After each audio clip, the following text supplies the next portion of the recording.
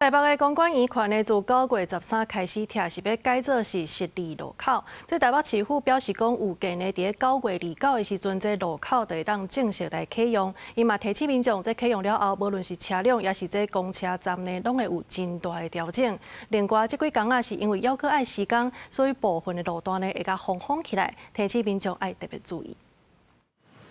台北公馆圆环自9月13开始拆，要甲地下道吞合平。嘛，甲圆环改造十字路口，原本的工程预估爱11月16才会完成。台北市府指出，因为工程真顺利，干那用17天的时间就要做好啊，按算9月29正式启用。市府特别提醒民众，这几天因为爱铺路，民众经过就爱遵照交通警察的指挥。28号那一天晚上的深夜要做这个圆环，它是在正中间，所以车流的方向的引导，我们在那一天晚上会对。湖河桥要往基隆路这边，本来有一个要北上的匝道，会进行封闭，让车子直接湖河桥就顺着原来的高架桥就走基隆高架桥，都是走上面的高架道路。市府表示，路口正式启用了后，所有车辆拢会使直接倒弯，一来机车干那对福和桥倒来需要两段式倒弯。另外，原本伫路边的公车的站点，就用公馆站、水源市场，还佫有丝带分布，上车、落车的位嘛有改变，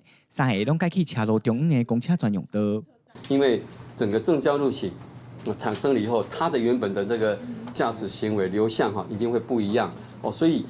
双方的那个监控中心那个交控中心的描述都会随时互通有无来做调整